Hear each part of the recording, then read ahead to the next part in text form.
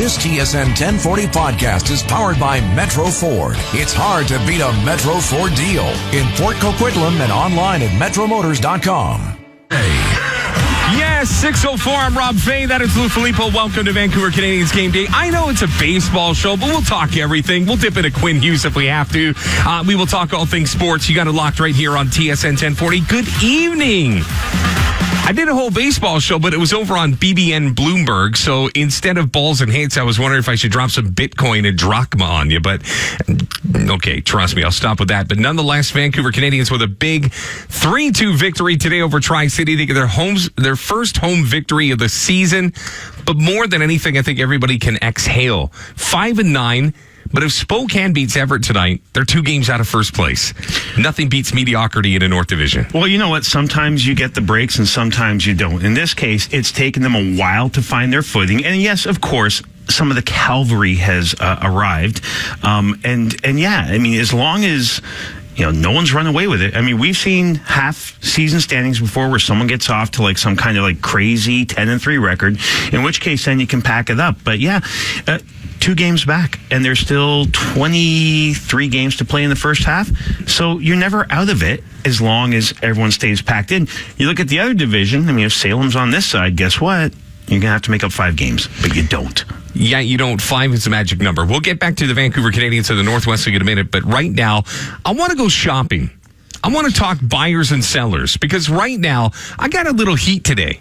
I don't like when I get social media heat. I mean, I get it, and that's just a part of the industry, but I get tired when all the Blue Jay fans come out of the woodwork, and they're like, oh, why are you always so negative? I brought up the fact that Josh Donaldson is broken. And he right now is 40 to 50 cents on the dollar, because right now the Blue Jays bargaining chips. Remember at the beginning of the season, Lou, everybody's like, oh, well, don't worry. They'll just trade off Donaldson. They'll be able to rebuild on the fly. It's tough to try and barter damaged goods right now. Josh Donaldson, of course, his calf acting up again. They're not even going to reevaluate him for 3 more weeks. So how does Mark Shapiro and Ross Atkins go out to potential suitors and say, oh, by the way, we want you to clean out your cupboards, and I'm going to give you a broken former American League MVP. To me, I just think this is the worst case scenario for the Blue Jays at the worst possible time. Not only for the Blue Jays, it's the worst case scenario for Josh Donaldson as well. I mean, he came up to the majors at an older age. So this is really his first crack at free agency, and he's going to go into free agency as a broken player. And even if he comes back towards the end of the year, because you're right, trading him is going to be unbelievably difficult. If you're one of those teams looking for a third baseman, you don't even know if he's going to be able to play. And if he can play, how long? Because he's the kind of bait for somebody who thinks they can win a championship. I mean, the same thing happened here with Chris Tanev. Chris Tanev has value. You're not going to get a lot for a guy if you don't know he can play. And Josh Donaldson, unfortunately for him, picked a really, really bad year to be really badly hurt. And, I mean, I kid you not, I think he may have cost himself somewhere between $60 to $100 million. I was going to say that was the number in my head, because this offseason, the free agent market is the greatest that it's been maybe in 15 years. I mean, we're thinking about some major names. I know everybody's bandied about Manny Machado and yada, yada, yada. And Bryce Harper. I know, but you know what? I don't actually think there's going to be a lot of suitors for Bryce Harper, just because the price tag is going to take out at least 60% of Major League Baseball. Well, yeah, but I mean, right off the top. He might not get that $400 million contract they were talking about a couple of years ago, but he's certainly going to clear 2, right? And then Machado's going to get a ton as well. And then the thing that would have happened with Donaldson, of course, is if you miss out on one of those guys, now there's a frenzy for who's left. And who's left? A Gold Glove, MVP, third baseman, except he's broken. And who's going to risk that? If it doesn't shape up for him, and I mean, he's got to come back and play the rest of the season and be on absolute fire, he's probably looking at a 2 to 3 year deal. Here's what I think is going to happen is the Blue Jays will try to qualify him, and he has to take a 1 year deal and prove that he's healthy. That's a possibility, but it's the only thing. I mean, Lou, think about it. Who's going to take it? I mean, here's the deal. You'll have some teams that'll try and lowball Shapiro and Atkins. We'll give you this guy and this guy. And they're going to be like, dude, come on. I cannot go back to my fan base in in Toronto and say, this is what I got for Josh Donaldson, because they will run me out of town. So you take the trade out of the equation. So what are you going to do? Sign him to a 5-year, $120 million deal? You're not going to do that either. So the only thing that you could do from a business perspective is qualify him. I don't even know if I would do that. No, I mean, he's what, 23 this year? So qualifying, if I'm not mistaken, is 90%. I'd have to double check that. It's been a long time because most guys don't bother getting qualified at that dollar value anymore. But you can't qualify him at $20 million. You can't qualify him at $15 million. Plus, but you can't let him walk for nothing. And that's the peril that you walk if you're the Toronto Blue Jays. Why this injury sucks. Because you know what? It's like playing poker with your cards face up. Yeah. And right now, the Toronto Blue Jays are running out of suitors at the table because I'll tell you this. It's not a good vibe. Now, you hear J.A. Happ to the Yankees, or pardon me, J. Happ to the Yankees. There's a couple of people. I feel almost like with the Toronto Blue Jays, the vultures are sworn lead above, and they're just going to start to pick this team apart. You've heard Kevin Pillar's name in trade deals. For me, when it comes to asset management right now, I don't think there's a lot of people that would go out and take Russell Martin, although I think he'd be an interesting piece as a playoff team to have an experienced guy back up. I think realistically, a guy that, and I know nobody wants to talk about it because of a controllability standpoint, Marcus Stroman gets you return on investment. Yeah, we've discussed the Stroman thing before, right? And, I mean, he's back from his injury. Of course, it coincides with Aaron Sanchez going on the DL. But you still have a young pitcher who's shown that he can do it. And you have to think, considering what else is happening with this roster, you might have to think you've just got to hang on to him for another year and hope that he turns back into the Marcus Stroman that we saw the last couple of years. But it's a risk. And is the situation they're going through right now with Josh Donaldson, is that going to make them a little gun shy in terms of selling a guy when he's high before he loses all of his value? I'm going to throw a name out there as a trade guy, and I want to know, even if it costs the GM his job, would you make this deal? What would it take for the Blue Jays to give up Vladimir Guerrero Jr.? Oh, wow. Well, because realistically, if you look at the Blue Jays and open them up completely, butterfly them right open so you can expose all the guts, all the good, the bad, the ugly, the biggest trade piece that they have is a guy that will probably cost you your job in doing it, but it's the only way that you can resurrect your team. It's cutting your nose off to spite your face because you are losing the best prospect in all of minor league baseball. But I don't know who else you have of any trade value, because I'll tell you this, Donaldson's getting older, he's banged up. Tulowitzki's getting older, he's banged up. Martin's banged up, he's older. This team is one of the oldest in Major League Baseball already, and now you don't have pieces. You can't trade Troy Tulowitzki or Josh Donaldson. You can't get much for J. Happ. I mean, the reality is the only true asset that you have is a guy that will probably cost you your job, but is something that could get you a whale of prospects in return. Well, it depends on what those prospects are. I mean, this would be akin to the St. Louis Cardinals trading Albert Pujols as a 19-year-old as well. The potential is there. You don't want to throw out names like that, but the way he's performed so far, those are some of the comparisons you're hearing. Now, there's been some complaints about his weight ballooning a bit. Didn't hurt Cecil Fielder that much. Didn't hurt Prince Fielder that much until very, very late in his career.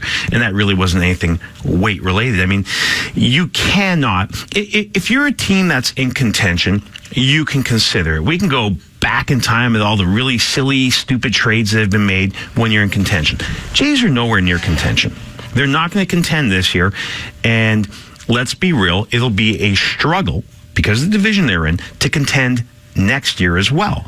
There's absolutely no way you move what you would consider to be a generational talent unless you get back generational talent. And if there's a team out there that will give you 3 A-plus prospects for him, sure, you think about it. But aside from that, I'd say if you're the Blue Jays, the list of major league players you would trade straight up for him is probably less than 20. I'm a little worried about Vladdy because his timeline to come back is right now. And nobody within the Blue Jays organization is saying boo about the status of that knee. There's a lot of people that think they're trying to rehab an ACL instead of going for repairs. It's like putting in a fresh quart of oil into your car, knowing that you need an oil change, but just assuming that the good oil will mix with the bad oil, and maybe it's good enough that your car will continue to drive. He is the number one prospect in minor league baseball. He is a guy that they are going to sell as hope within the Toronto Blue Jays GTA or across Canada or whatever. Do they have to come clean if this injury's bigger than it is, or do they have to just keep it under the cloak of secrecy? Well, even if it's an ACL, nowadays, it used to be a big, scary word. It's not a big, scary word anymore. If his ACL is gone, eventually at some point you get your surgery, and he DHs next year.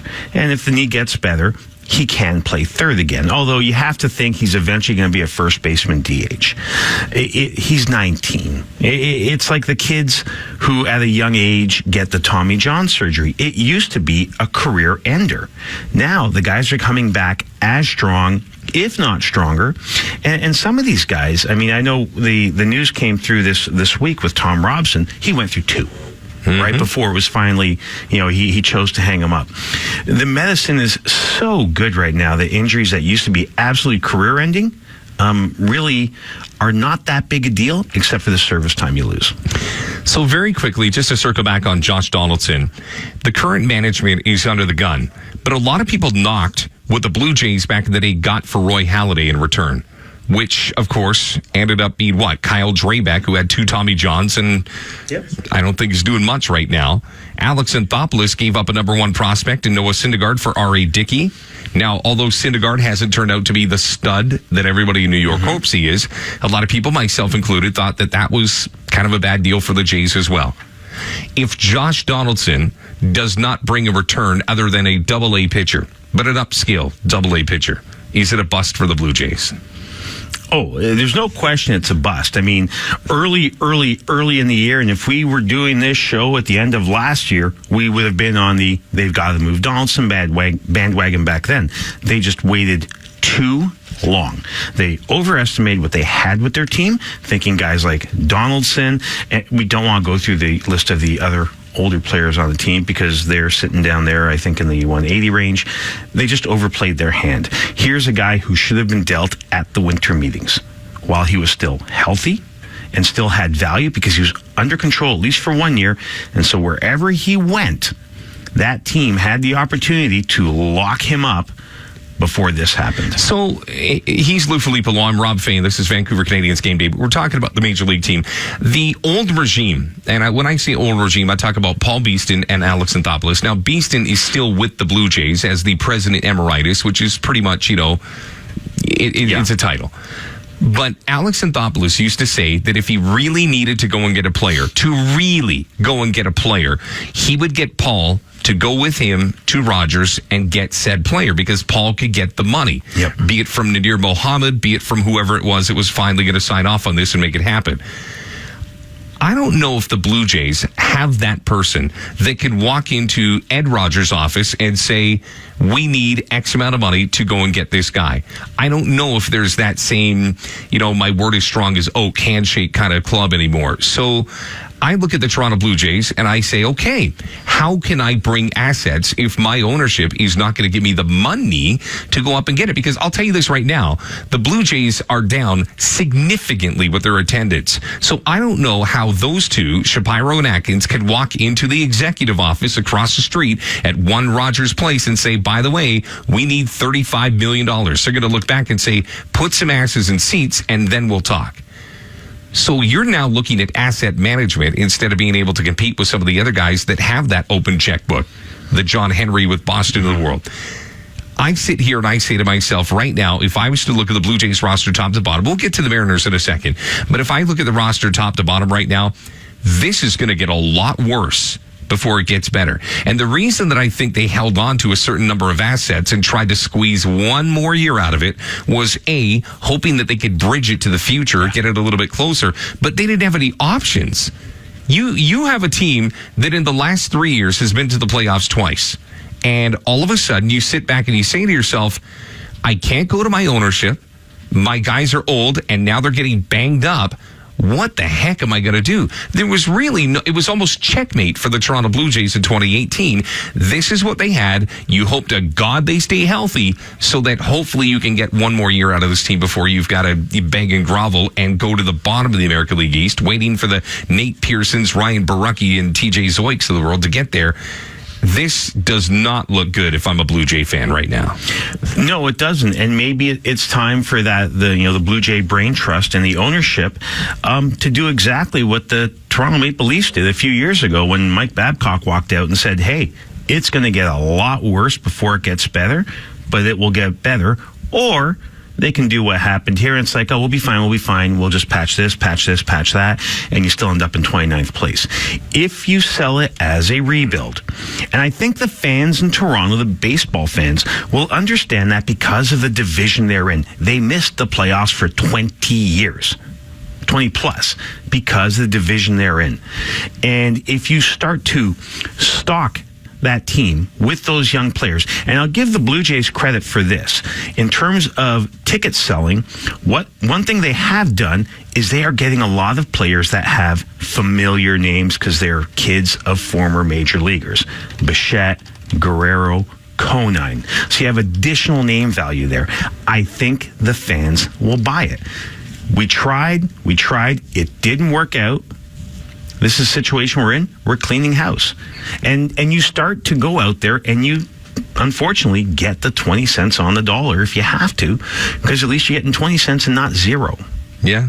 Fair enough. Yeah. All right, we'll take our break here. When we come back, we're going to switch gears. As much as the Blue Jays are spinning their tires, despite a couple of wins over the last week in that, Seattle Mariners are still one of the best stories in baseball.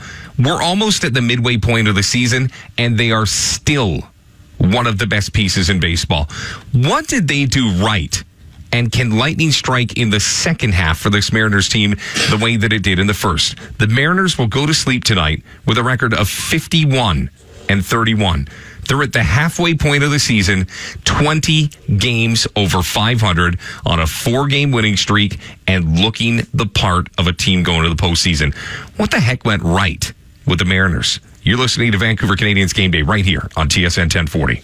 Blake Price with Ona Manning from Everything Financial. And Ona, how does your Omni formula help clients reach their financial goals? Blake, we liken the Omni formula to a GPS. If you have a financial destination in mind, we look at your current investments to develop the best route to make it happen. So your clients tell you where they want to be when they retire. And we help them get there through results driven by guidance, performance, and strategy. GPS. For more about the Omni formula, talk with Everything Financial in Surrey and Victoria, online at everythingfinancial.com.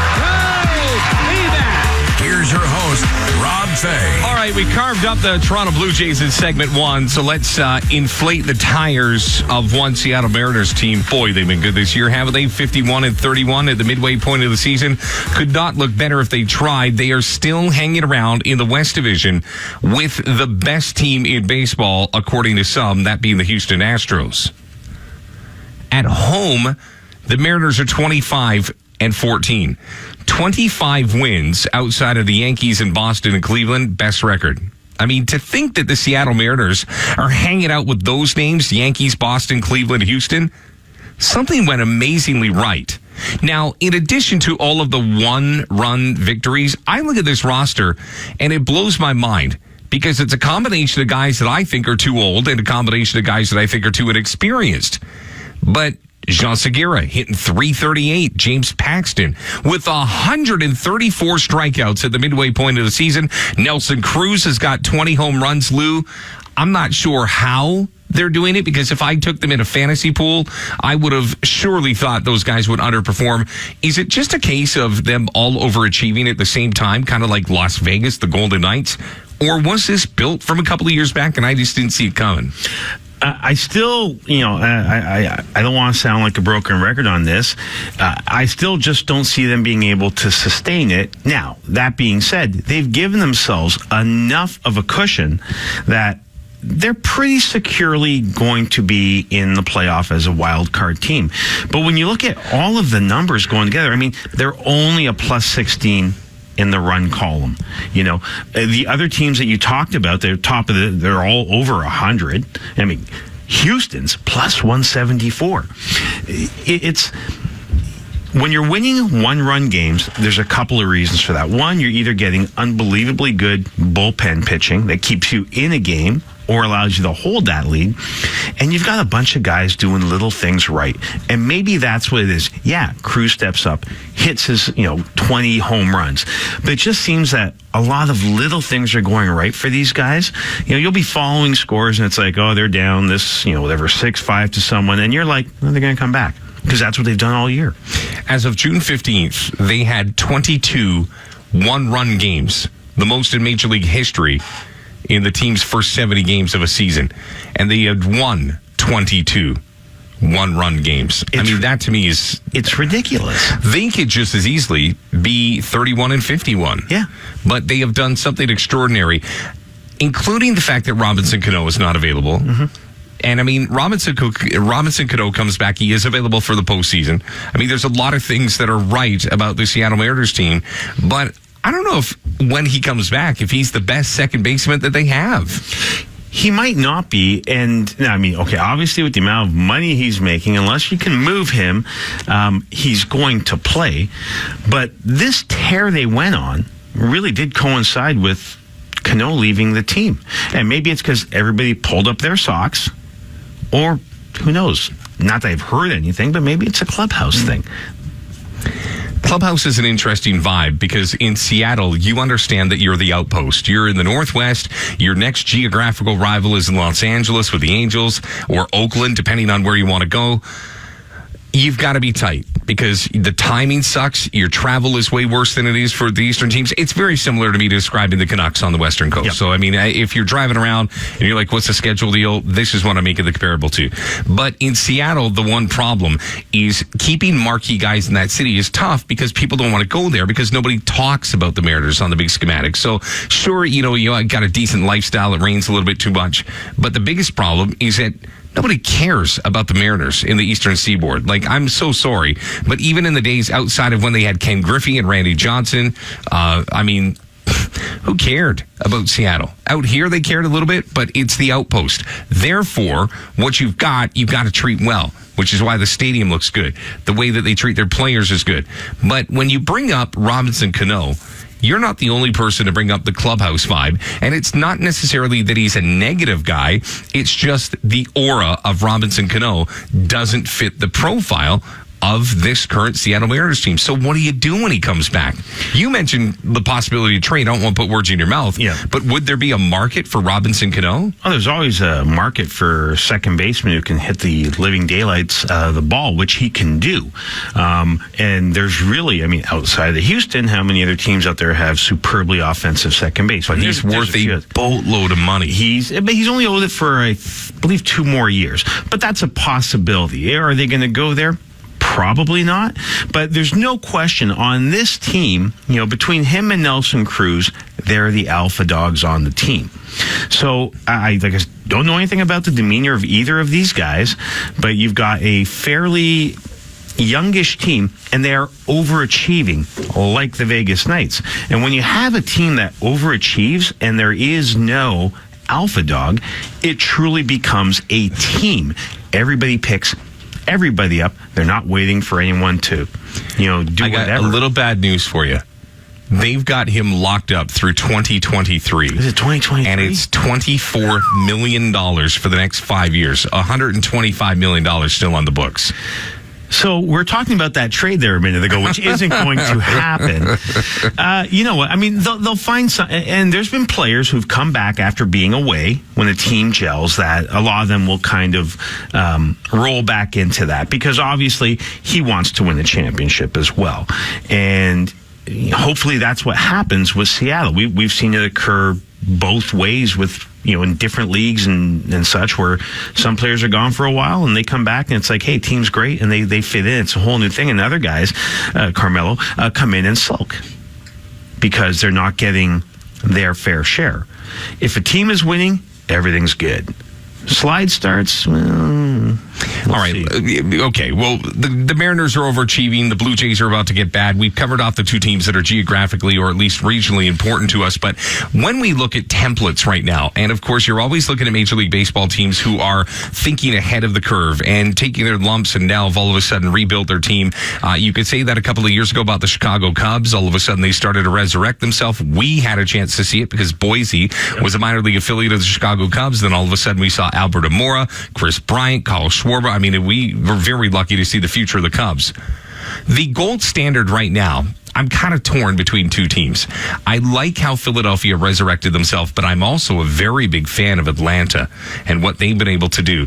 Now, Alex Anthopoulos shows up, and some would say is the benefactor of a team that was built prior to him getting there. Mm-hmm. But Alex Anthopoulos already has done a couple of things very, very well. He's cut bait with certain guys that he needed to cut bait with. He has bought into other guys. He tried the Jose Bautista experiment, but also had the nuts to look Jose Bautista in the eye after about 20 games and say, you know what, it's not working. Some guys wouldn't have the moxie to go up to a guy that they've got that kind of relationship with and cut bait, but he did, and God bless him for doing it. And now Jose's having a decent time with the Mets.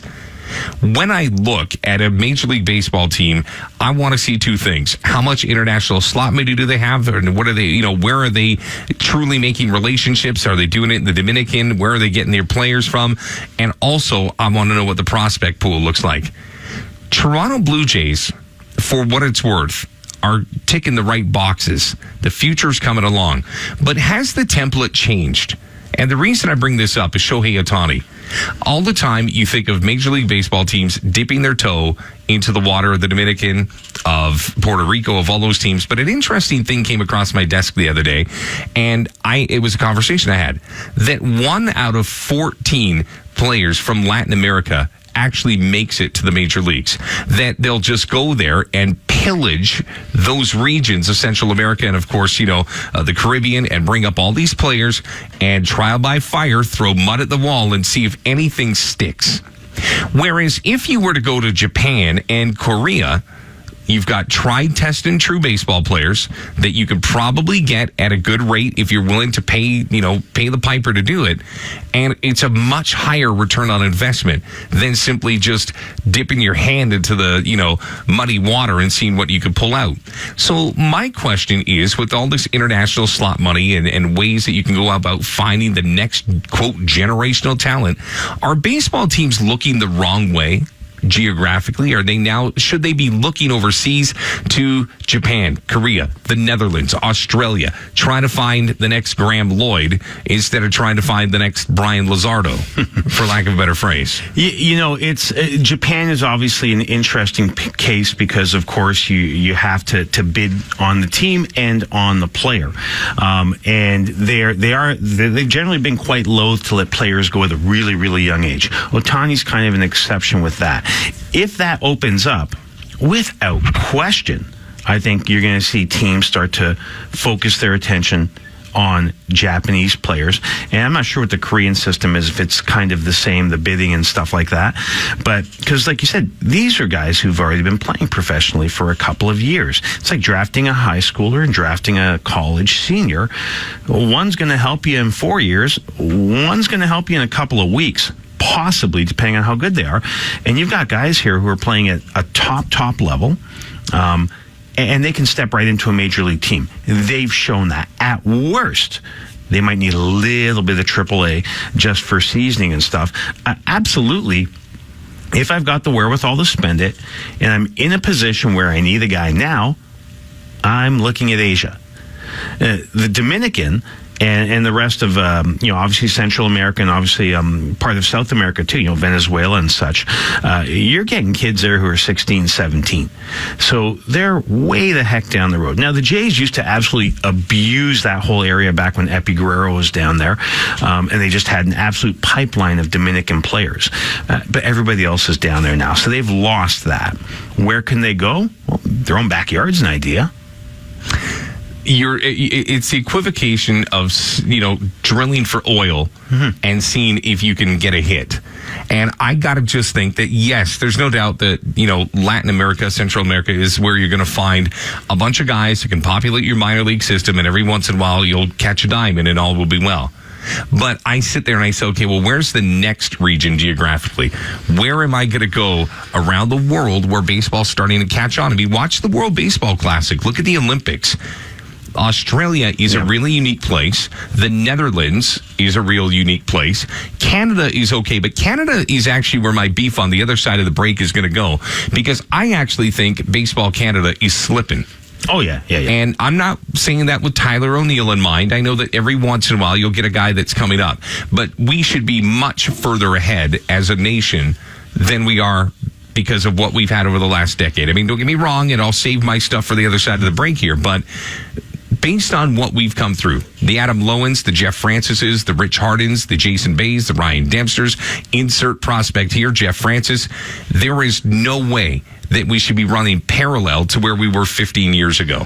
No, and if you were to take a look at what Soccer Canada went through, it is almost identical, where instead of worrying about the actual players, they're dealing with all kinds of ancillary stuff, and you've got players speaking out about the federation. Basketball went through that for a while. You couldn't get anyone to play, and then they bring in Steve Nash, big name, and you still can't get anyone to play. And that's because nobody trusts these federations anymore, because they haven't shown that they have the interest of the player top of mind. You look at the U.S. Hockey Developmental Squad. Lots of guys getting drafted out of there. If you want to get drafted, that's where you go. I don't see anyone saying, I'm going to go play for the Canadian National Program so I can get drafted high. No, they're going to go to a high school in the U.S. or a college, or, out here in BC, obviously there's lots of talent everywhere, but they're just not developing. All right, we're going to take our break here because now we're locked and loaded. On the other side, amateur baseball in this province, for all of its political BS between Baseball BC and BC Minor Baseball, is still producing talent. But they've got to have a funnel to a national program that right now has no teeth. You want to know why players are still going to the States? You want to know why we still get boat raced at the World Baseball Classics and on the international stage outside of once in a blue moon when we catch lightning at a Pan Am game? I'll tell you why. Next, right here on TSN 1040. This is a watermelon explosion. Whoa, that's loud! Now, this is a watermelon explosion from Booster Juice. With a tasty blend of bananas, mangoes, pineapple, yogurt, and, of course, watermelon. Ouch, my taste buds! It's back, and it's louder than ever. It's what? Come enjoy the explosive taste of Booster Juice's Watermelon Explosion Smoothie. Visit boosterjuice.com for store location. Rob Fay. All right, Vancouver Canadians were 3-2 winners today over the Tri-City Dust Devils, getting back to the winning side of the baseball ledger if all works well. If Spokane all of a sudden finds their way past the Everett Aqua Sox tonight, well, guess what? Vancouver Canadians pulling to within 2 games of first place in their North Division, which is kind of cool, considering how bad it's been early on. All right, Baseball Canada announced their new executive today, like hours ago. And it's a lot of familiar faces. It brought together all the representation at their AGM from each of Baseball Canada's 10 provinces. They wanted to sit there and discuss the growth and development of amateur baseball in Canada. Jason Dixon, former Major Leaguer, back as president, former Major Leaguer All-Star, former Olympian from 2004, and just through his first term as president from 2016 to 2018. He was I think he was in the VP role, and has been there for a while. So again, a guy that's been there for a decade. Here's my problem right now with Baseball Canada. And I've got solutions. I'm not just going to sit here and, bang on them and not have an answer. I think that's a stupid way to host a show. If you're going to bang on somebody, then you better have an answer. Baseball Canada doesn't have a home. Baseball Canada doesn't have a go-to stadium. Baseball Canada doesn't have an identity. They've got a logo with a cool baseball swishing through it that spells a C for Canada, but that's it. It to me, is a makeshift program that simply tries to squeeze funding federally, provincially, across this country, but it's not cool to kids. It's not something you strive for. And to be honest with you, it's faceless. And the only people that you know are guys that got to the major leagues that give back. Yep. And Tristan Pompey, because he's Dalton's brother. This is the problem that I have. If you want to build a program, you've got to build it from the foundation up. And it's the same old crew coming from BC, John Barry. It's the same old president who used to be the VP. It's the same old boys club. And that's the problem. I mean, look at what UBC's done. Sorry, Lou, to go on my soapbox here for a second longer. UBC baseball, watch the template that Terry McKegg out at UBC did. He took a program and got them into the club program, which then became an accredited organization where they could actually take on people from the NAIA and the NCAA. Like, he worked his way up, but he built a stadium. He built a training facility. He went out and got the money that he needed, private sector, public sector, school sector, and he built a program. Baseball Canada, it's a bunch of backslappers, but they're no further ahead than when they were 15 years ago, and they just milk the history of this game without building towards the future. Sorry, but here's what I would do. Get rid of all these guys. They sat there and they just had a bunch of backslapping. The bottom line is none of them have done anything. It's time to go out there, find a stadium. I don't care if it's where Ottawa used to play. I don't care where Edmonton plays. I don't care where, but you need a central location. You need one place where everybody comes to. If it's on the West Coast, so be it, because we got the climate for it. But you've got to have marketing. You've got to have partnerships. Cool. Dairy Queen is their partner. Good for them. Who else you got? Under Armour. It's a trade deal. Good for them. But go out there and play with the big boys. Treat yourself like a college program if you have to at the NCAA Division I level. Find yourself a stadium. Find yourself an identity. Go out and do some marketing and just stop waxing poetically about how you used to have Jason Bay and Ryan Dempster and that, Tristan Pompey played for the junior program. Because you know what I've got? No one cares. You've got to do something that shows that you are a big sports entity, not just chump change on the side looking for Justin Trudeau handouts. One of the things I think probably hurt Baseball Canada a lot is actually the World Baseball Classic, because instead of trying to, develop players, every couple of years, it's like, okay, let's see, Major League, Minor League roster, let's go get these guys. There's no work involved in that. There's no development. There's no coaching. No offense, but, I remember when they took Ernie Witt and made him the manager. It's like, Toronto Blue Jays catcher, beloved Ernie Witt. Ernie Witt does not scream Canadian baseball to me. He screams Toronto Blue Jay player. Platoon with Buck Martinez. He screams desperation. He does. Of Baseball Canada needing to align themselves with somebody to give them legitimacy. Yeah. Whereas a good national program can stand on their own 2 feet. And although they would like that partnership, they don't need that partnership. Yeah. And that's the problem. I feel like they're scared to stand up on their own 2 feet, on their own merits, and they sell out. They sell out. And it drives me nuts. Because when I was a kid, I would have done anything to play for Baseball Canada.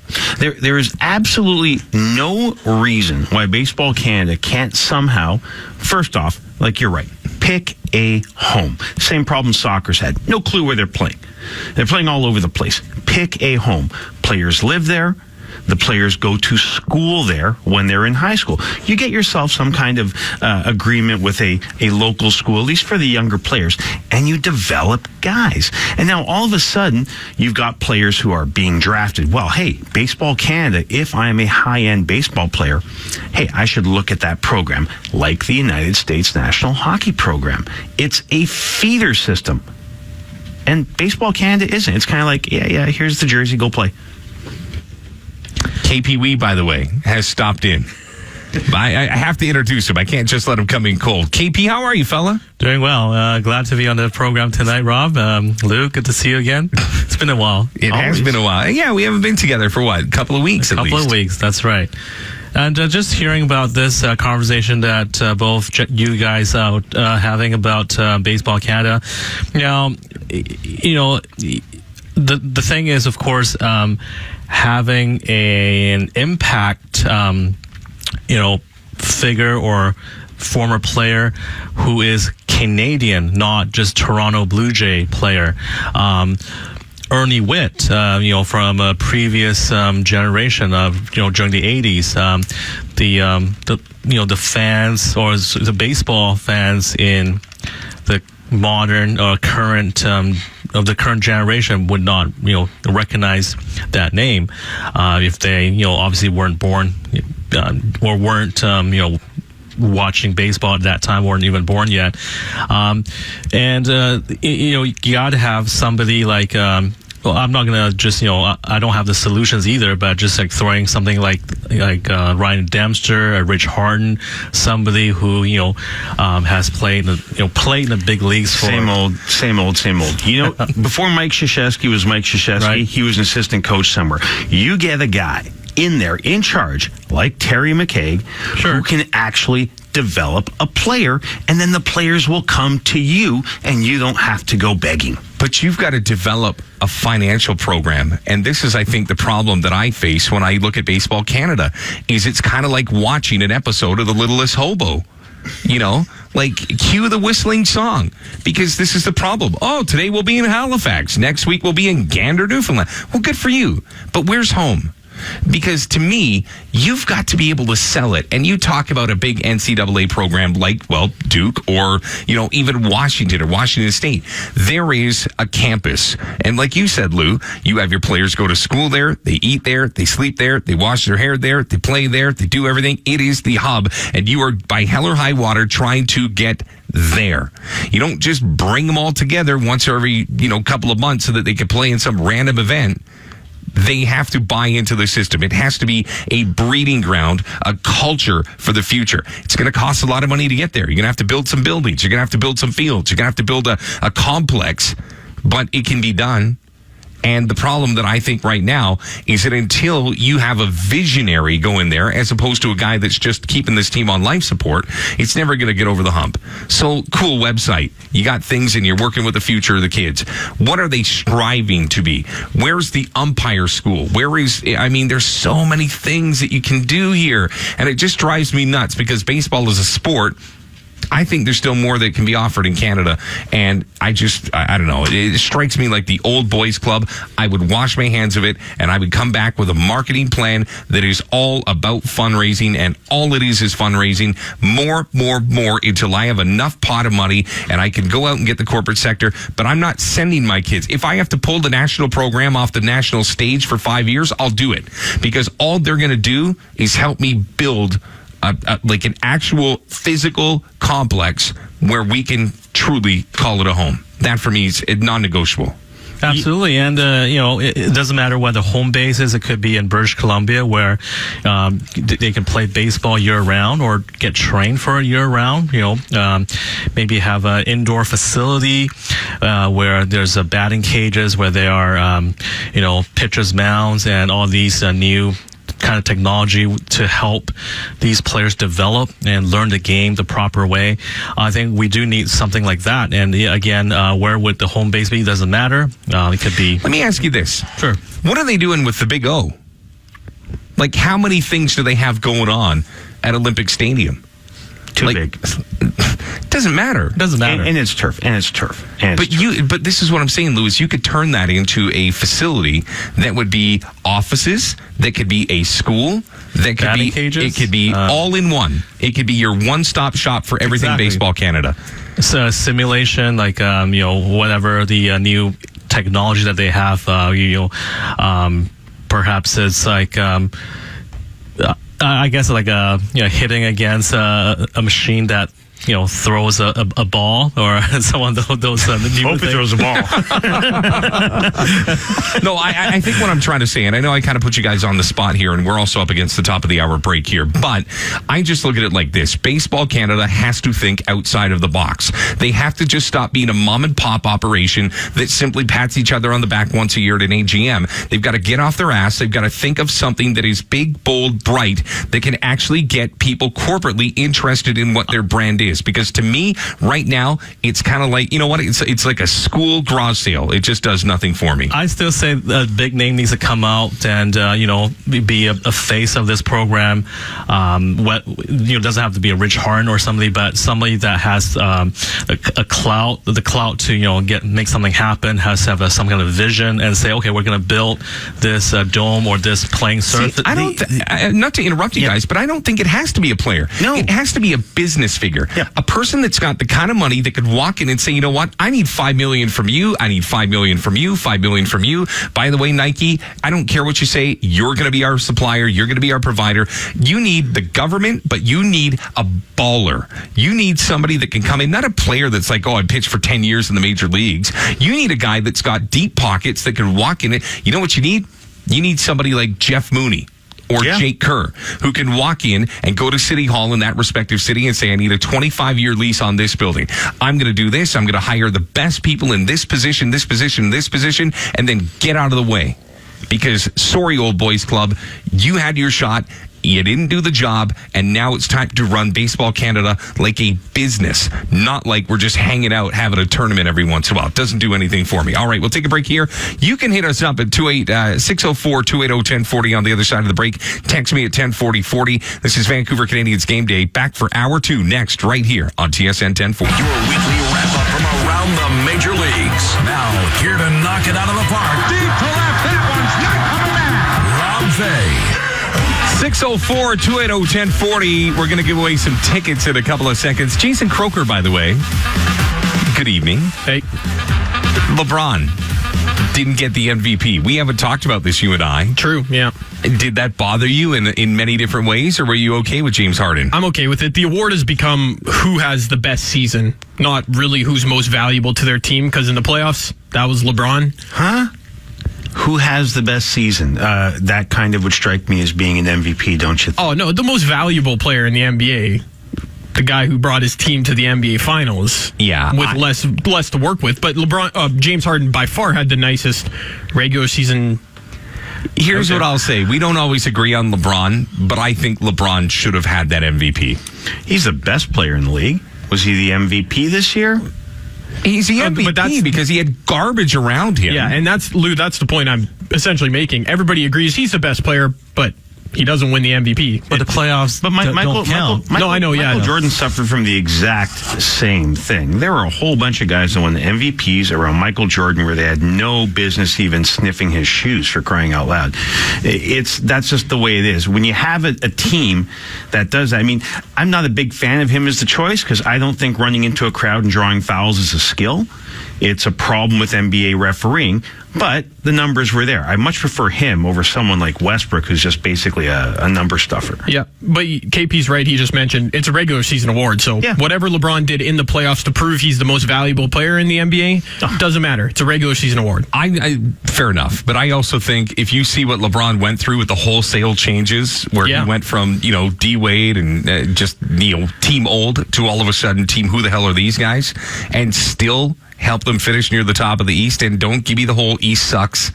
It was impressive, and I thought this was one of his best years. The way he can keep a team, a franchise afloat, no matter what happens, it is impressive. In the playoffs, I think he actually should have been the playoff MVP, without question. Best performance he's had in the playoffs, period. If they would have taken a game or two against Golden State, could have been looking at that. No, they could have taken game one. Thank you, JR. All right. Shot JR. I believe, yeah, no kidding. I believe he even played the most in the regular season than he ever did. So yeah, the argument is valid that he could have he probably should have won the MVP. He had a great regular season. That's for sure. Yeah, it's just not the sexy pick, and you want to give James Harden his grease as well because he's also one of the faces of the NBA. I mean, I totally understand it. All right, 604-280-1040. Here's what I'm going to do.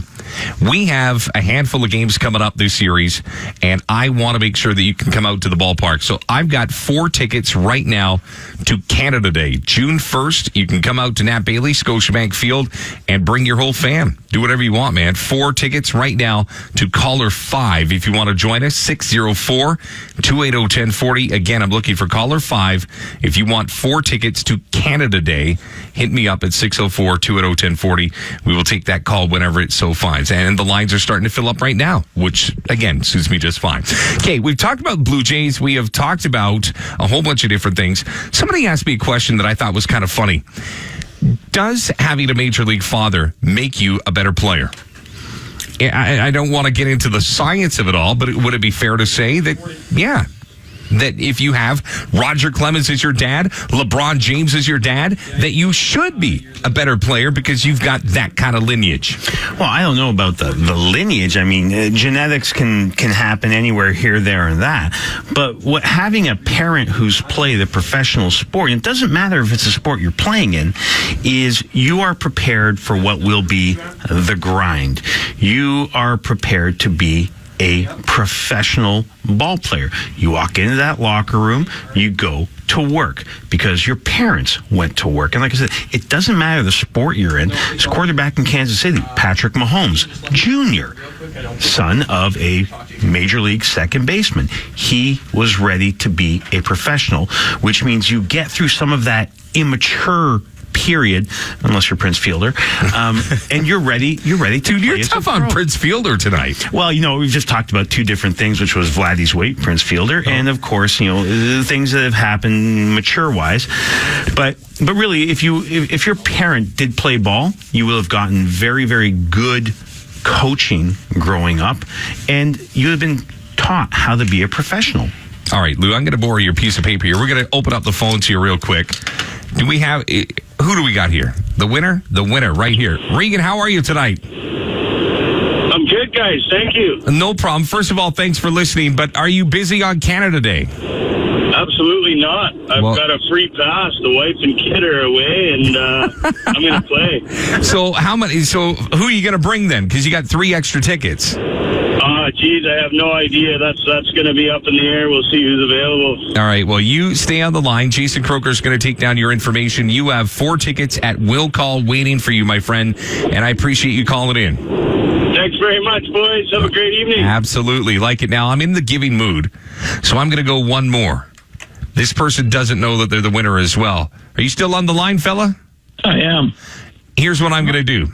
Because I'm feeling patriotic tonight, I'm going to give you 4 tickets to Canada Day as well on July 1st. Wow. Sold?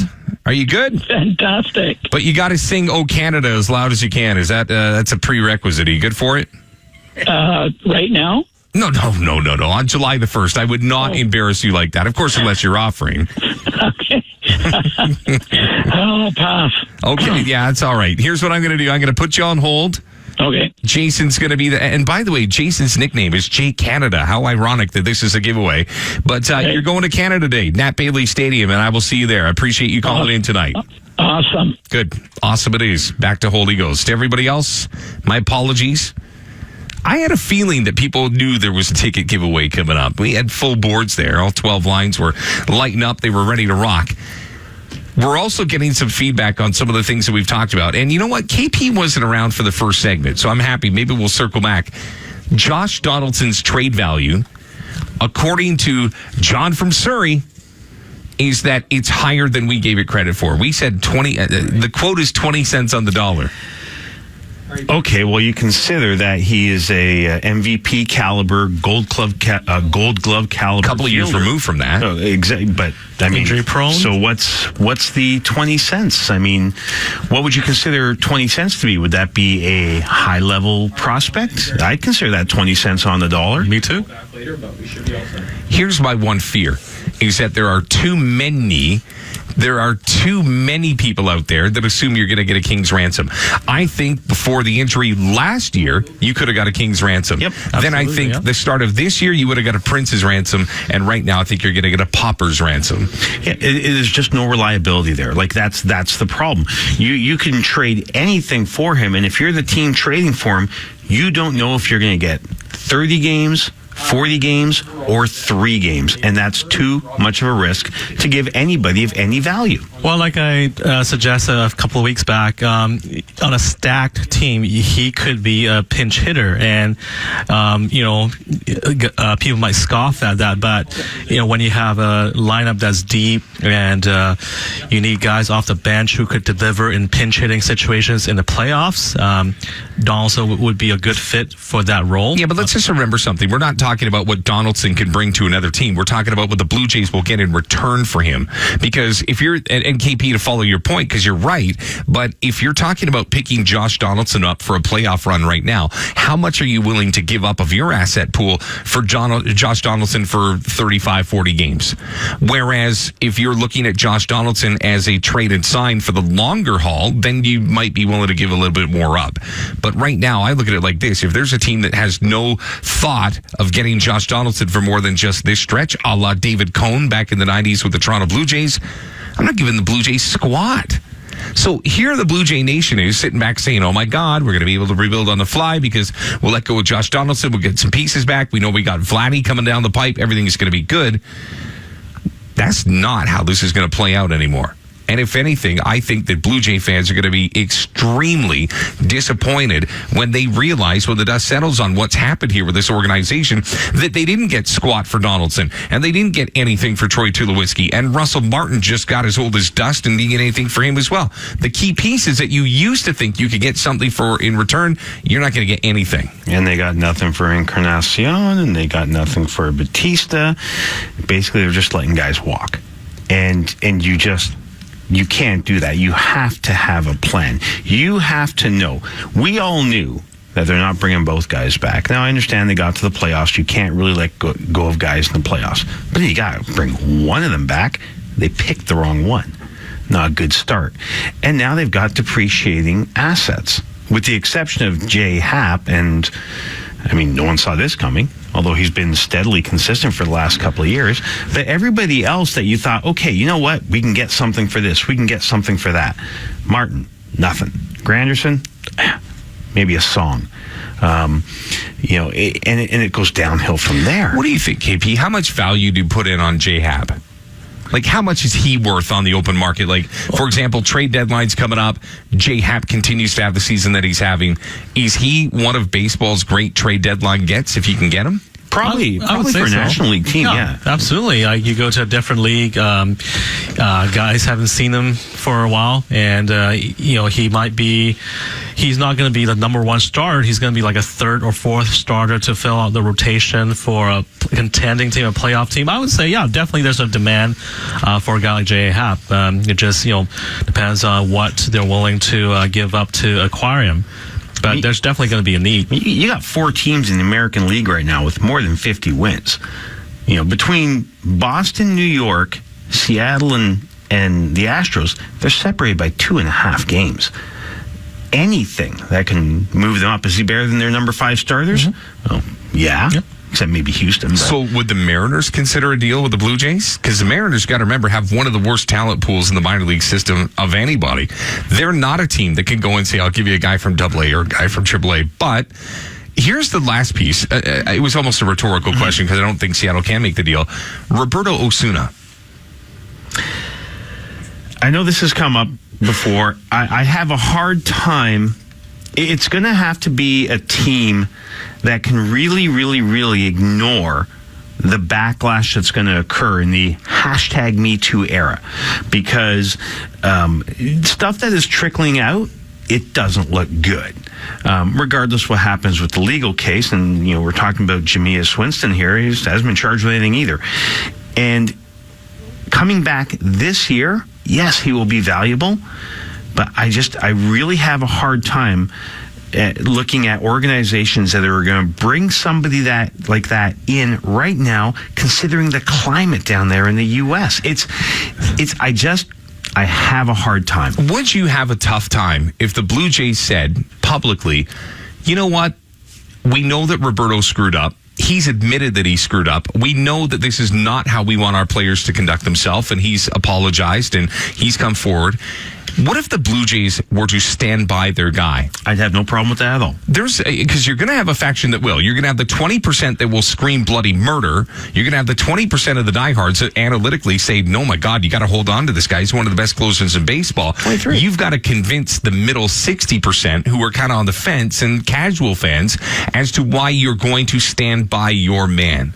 And the first thing he would have to do, of course, is stand up there in front of a microphone and say, hey, my bad. Do you think that's enough, KP?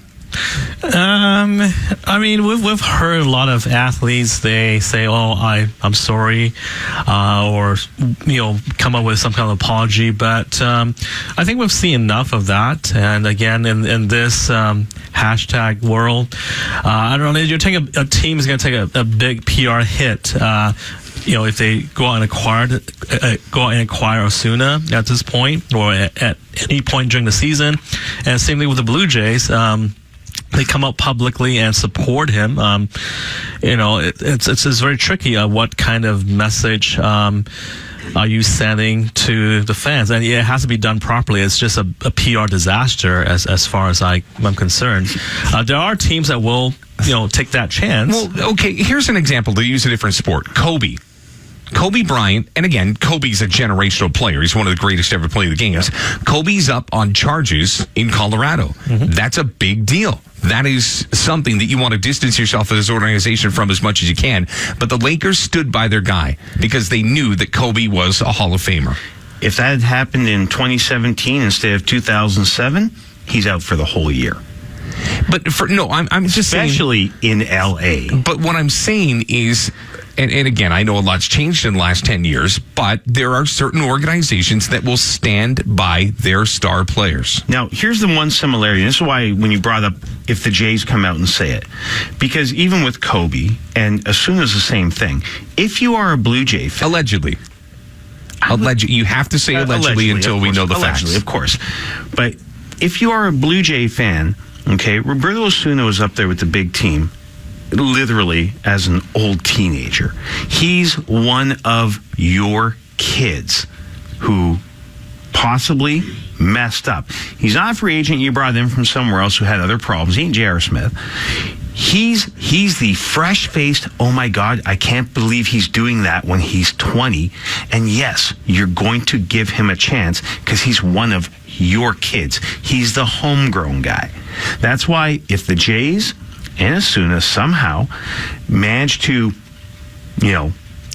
beg forgiveness, ask forgiveness and understanding, yes, he can come back. Now, of course, he's going to have to obviously be an absolutely pristine citizen for a long time. But yeah, the Blue Jay fans will take him back because that's redemption in his own city, not somebody else's problem that you inherited. There's a point to be made there. That's a fair point. Here's my one concern, is that you get so worried with what your fan base is going to think that you miss out on the potential to help teach and educate one of your own.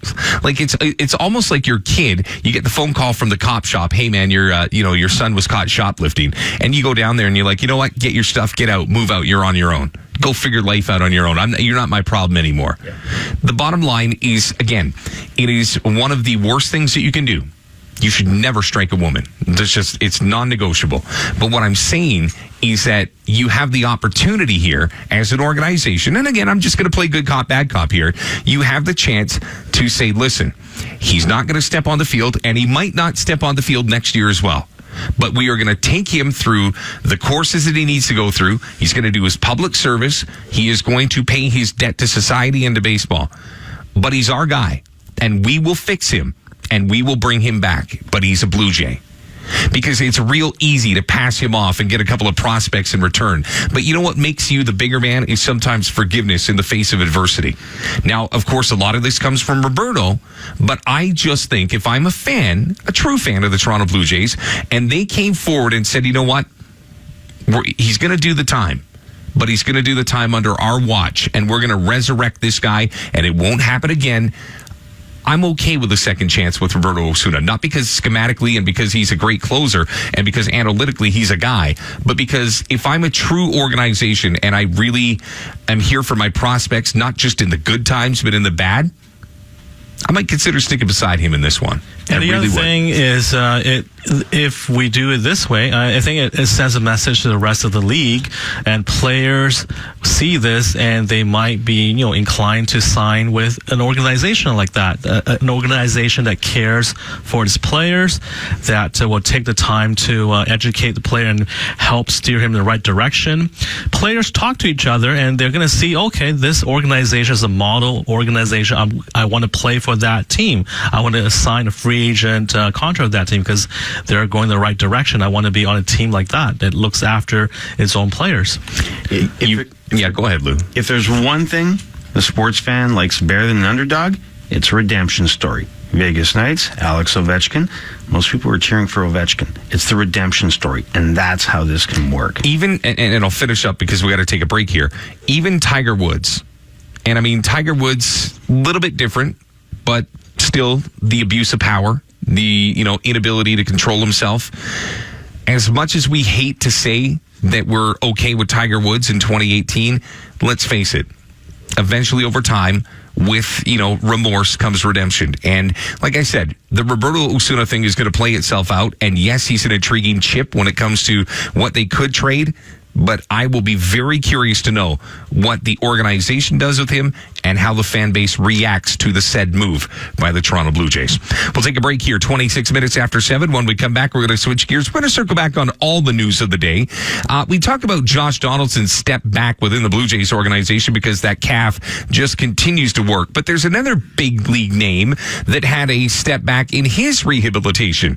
We'll let you know which Japanese pitching sensation that is next, right here on Vancouver Canadians Game Day on TSN. This is a watermelon explosion. Whoa, that's loud! Now, this is a watermelon explosion from Booster Juice. With a tasty blend of bananas, mangoes, pineapple, yogurt, and, of course, watermelon.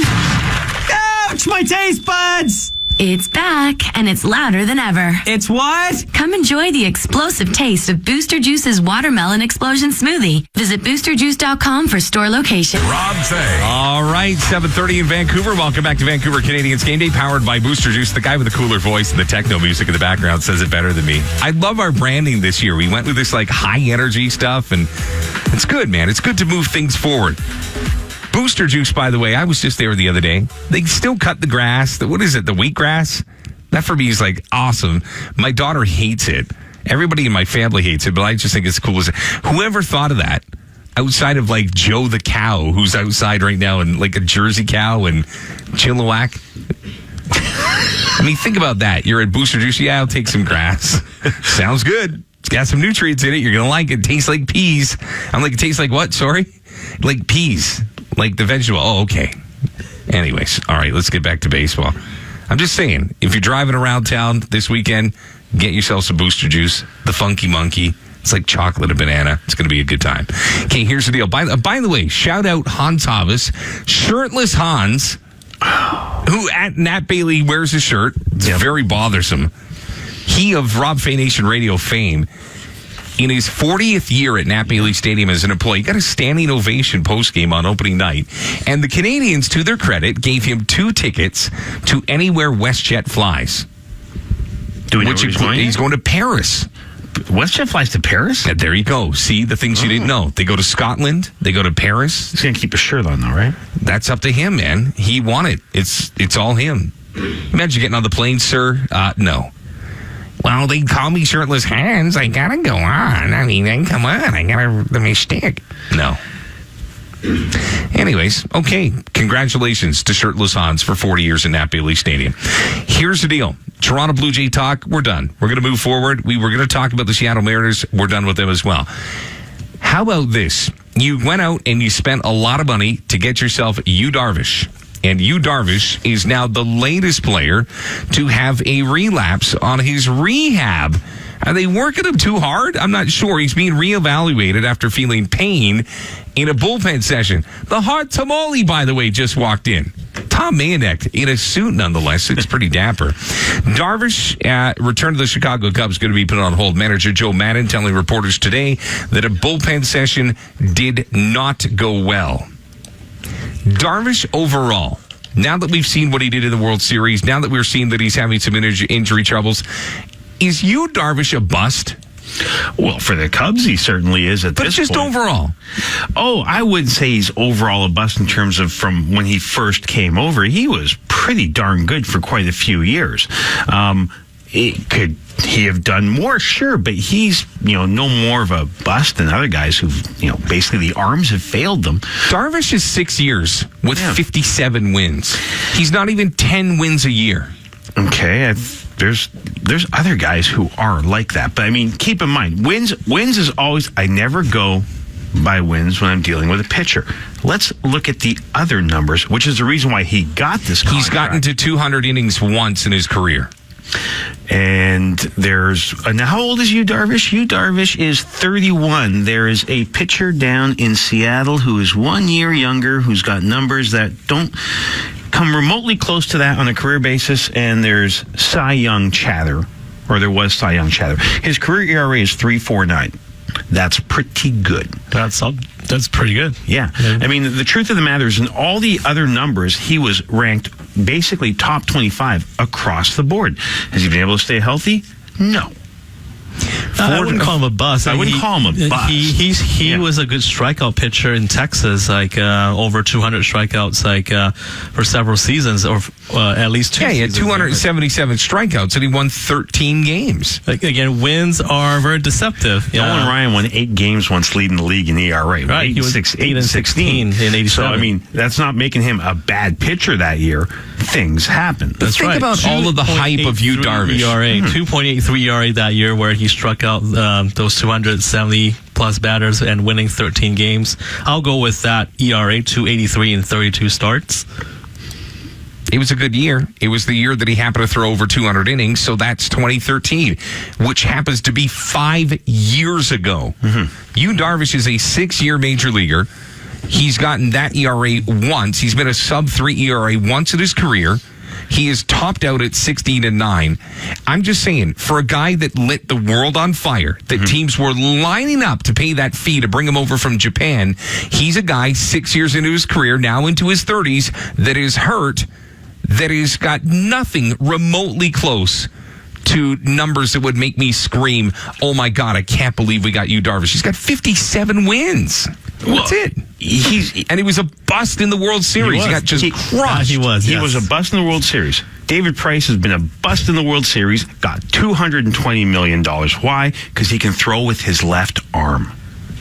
You're going to compare Yu Darvish to David Price as far as career highlights and failures? I don't think that's a comparison. It's just talking about how guys, have meltdowns in the postseason, but you wouldn't call them a bust because they've done well during other parts of their career. Is Yu Darvish a bust this year? Absolutely. Was he a bust in last year's World Series? No question about that. But overall, in his career, no, I would not call him a bust.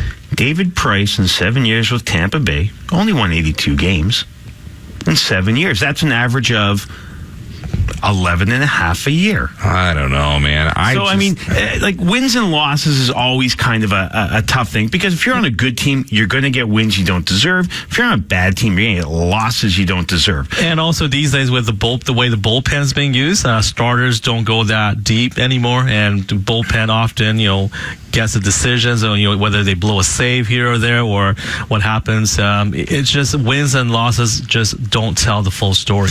All right, the Ken Rosenthal has just announced a trade between the Blue Jays and the Red Sox. The Red Sox have announced the acquisition of Steve Pearce from the Toronto Blue Jays. Will they get back? We're finding out right now, but right now Steve Pearce is gone, and that was a piece that they thought was going to be a big deal. Is this the beginning of the domino effect for the Toronto Blue Jays? I would say it seems like that, because he obviously is somebody who had some value, and that's a pretty early move for them.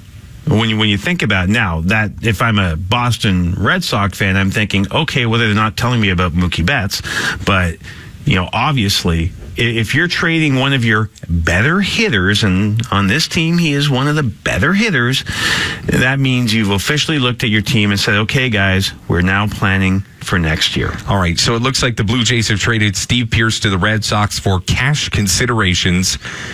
Steve Pearce and cash considerations to Boston for minor league infielder Santiago Espinal. So there you go. And Lou immediately goes to Baseball Reference with the name Santiago Espinal. You can hear the fingers tapping in the background. But again, the bigger picture is the Blue Jays letting go of a piece that, again, when you were thinking of the 4 outfielders, it was a pretty good deal.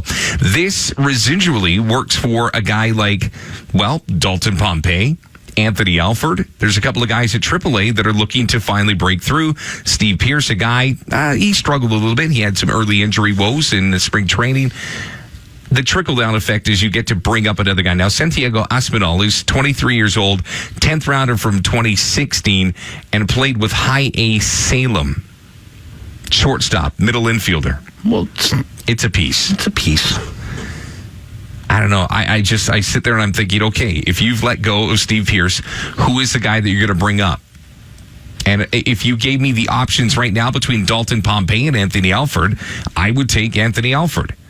And there's a faction of fans within the Blue Jay Nation that would say, why do you always want to give up on Dalton Pompey? Who do you think gets that spot of those two? Or would it be somebody different? Teoscar Hernandez, maybe. Maybe it's Teoscar time. Like I said, I don't know. So I feel like there's crickets abound. But anyhow, the Toronto Blue Jays making the first deal. Good on the Boston Red Sox. And I think you bring up a good point, Lou, about Mookie Betts and the fact that maybe they're out there to, remedy something. Here, yeah. And you get a 23-year-old middle infielder due to the Toronto Blue Jays. There's no reason, unless they have an injury concern, for Boston to be making a move like this at this point in the season. So obviously, they've got an injury concern somewhere. And by the way, I'm not going to let you off the hook for your comparison when it comes to David Price and Darvish. That was a postseason comparison. That's right. It was only garbage comparison. Postseason. One of them won the Cy Young Award. I mean, come on. And one of them finished second that year in the Cy Young running. No, I'm not having this conversation. I mean, the year that Yu Darvish won when he went 16-9. Yeah, with a whole whack of strikeouts, and for all you stat guys, a WAR of 5.3 for a pitcher is pretty darn good. I don't know, man. David Price was with a dumpy Tampa Bay Rays team. That went to the playoffs over and over and over again. He was part of a great staff in Tampa. Shields was there as well. Who's the player that's underachieved more then? David Price or Yu Darvish? Yu Darvish is here. Yeah. Because Yu Darvish is a bust. I appreciate you guys working right into what I was talking about. Bust. Thank you for agreeing with me. We got to where we needed to go. Man, someone's hard today. It's not. I got to rephrase that. But nonetheless, 7:43 in Vancouver. This segment brought to you by Viagra. When we come back, we'll wrap up the day in sports. We'll get back to Nat Bailey, Vancouver Canadians winners today. We'll let you know how they did it, who did it, and we'll put a big bow on the show right next, right here on TSN 1040. Registration is now open for the Vancouver Canadians Baseball Buddies Games. Book now and your kids' ball team will be part of the action as they take the field with the C's for the national anthems. Includes reserve seats for your team, a hot dog, hard white potato chips, and soft drink for each buddy. And a chance to experience the Scotiabank Field Spotlight. C's Baseball Buddies, presented by Baseball BC. Space is limited. Book your team today.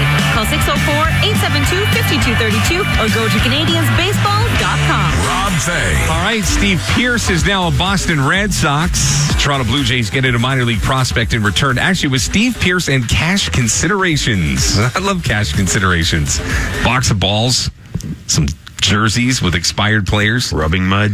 You know what? I saw a jersey the other day online, and it was a Tomooka jersey, and I was just like, oh, Tomooka Toronto Blue Jay jersey. All right, Vancouver Canadians were winners today, 3-2 over the mighty Tri-City Dust Devils. It gives Vancouver Canadians their first series victory of 2018. Took them 4 series to do it. Now they take on the best team in the Northwest League numerically, that being the Salem Kaiser Volcanoes. Game starts tomorrow, and we will not have it on the radio tomorrow. To be available at CanadiansBaseball.com. We'll be back on the air over the course of the weekend. Canadians are 5-9 in a 38-game half. KP, I'll start with you before we get to Lou. Panic button yet? No, it's too early in the season. And then even if you don't win the first half of the season, there's a second half as well where you start at 0-0 after the 38-game mark. But, I've seen over the course of the last 7 years, the C's, they might get off to a good start, not win the first half pennant, or they get off to a bad start. Something happens, they somehow miraculously win the second half. It just, it's, I know it's short season. I know it's, we're a couple of weeks into the season already, but I don't think there's a panic button. It's not that time yet, and you still have to play head-to-head against the same teams in your division. So it's still too early to be panicking about anything. I think considering the way the rest of the division, no one's really lit it up. You want to look at it and say, okay, guys, we got off to a bad start. Everett is losing right now, and you say, okay, guys, we're going to be 2 games back. Let's do it now. And, you've got the big boys coming in tomorrow, and they're actually putting on a big boy performance again tonight. Yeah, they are. Jeez. And you go for it in the first half because you're only 2 games out. You're only 2 games out, and to be polite, with the exception of the last few games, they've stunk, and they're in it. They are in it, which means they've got a chance of throwing all that dirty laundry out and winning the first half. You go first half. Don't even think about the second. Go first half right now because it's there. Yeah, you're never going to get closer, all things considered. The only thing is you're 2 games out and you got to leapfrog over 3 teams to get there, because after tonight, if everything holds, it's going to be a 3-way tie for first. It's going to be the Canadians, the only team not in a share of first, but it makes so much fun. I think one of the great things that the Northwest League did, and most minor league baseball teams or organizations have done this, is they've gone to the split schedule. My final topic for this show, and we got about 5 minutes to get there, should Major League Baseball split their season into 2 halves? The numbers will still be there. The stats carry forward as far as individual accomplishments, but it gives you a first half champion and a second half champion, and then they meet in the playoffs. My first question would be, how many teams would be in the playoffs? Same amount. Well, you'd have to change your playoff system entirely in terms of the game. You'd have to go to like 1, 3, 5. Or you go back to the old days of the West and the East. Yeah. And then go change for your division. Here's why. Let me make my case. Give me 30 seconds to make my case. You've got 12 teams in baseball right now. Their season is already done because they are mathematically too far out. I mean, forget the fact that they're going to try to win their division. Teams at the bottom of their respective divisions, let me give you a prime example of a team that is already getting their group together so that they can focus on the 2019 season. And there's a few of them I could choose, but let's take a team in a pretty significant market that is 25 games out. Chicago White Sox. You're in a major market. Your season is over. Kansas City, you're 25 games out. Your season is over. Baltimore, 31. Exactly. So, what if at the halfway point of the season, baseball reset the wins and losses to 0-0? Those teams that were good in the first half, they get their shot. But now the teams in the second half that can get right, get healthy, and maybe get a run, they get a chance to at least reignite the fan base that has left them for dead and say, oh, by the way, clean slate, come on back and buy some tickets. Baltimore, Chicago, and Kansas City are still out. It's a different kind of game. In the majors, you generally end the season with pretty much the same team you start the season with. In the minors, that's not the case. So you may have a team, and you've gone through this, Rob. You got a team that's just lights out in the first half. Guess what happens in that first week of August? They all get on a plane and they fly off to the East Coast and go up to the next step, and you've got new guys in. Or it's the opposite. You start getting the guys coming up from the lower level. So but at the major leagues, you got guys that are on rehab assignments. Like, think about this. Let's say Josh Donaldson was to come back at the midway point of the season. Mm-hmm. Troy Tulowitzki, for some reason, got healthy and his ankles finally healed up and bone spurs went away. Let's say all of a sudden Aaron Sanchez gets happy and healthy, or just healthy. I don't know if they'll ever be happy. And Jaime Garcia. I'm just saying, and I look at this as much from an aesthetic, from a PR perspective, that fans would suddenly be interested in markets that right now they're done. What's failed before in 81 in the strike season? I believe Cincinnati had the best overall record and did not make the playoffs because they didn't win either half. And I believe St. Louis was had the second best record or something like that. They did not win either half, and also they missed the postseason. So you're going to have... That's just the way that it rolls. That's the beauty of it. Is sometimes, I'm looking at it like this. If I'm a Baltimore Orioles fan, I'm out. So why would I go to a game at Camden Yards if my team's 30 games out? But if the midway point of the season, all of a sudden baseball says, here, you know what, guys, as bad as it is, and you may finish 30 games out again, but at least today you're tied for first. 2 weeks you can sell tickets again. It's 2 weeks you're not going to sell. You definitely would have to, if you were to even consider something like that, you definitely have to realign the divisions again, quite likely go back to 2. So you still have 4 teams getting in. What that would do with the wild card, totally different story. I just have a hard time seeing Major League Baseball even wanting to attempt something like that, because then you're going to have basically teams. You've won the first half of the season. You can literally put your team on, prolonged rest as long as everyone's healthy and everyone gets their 6 innings.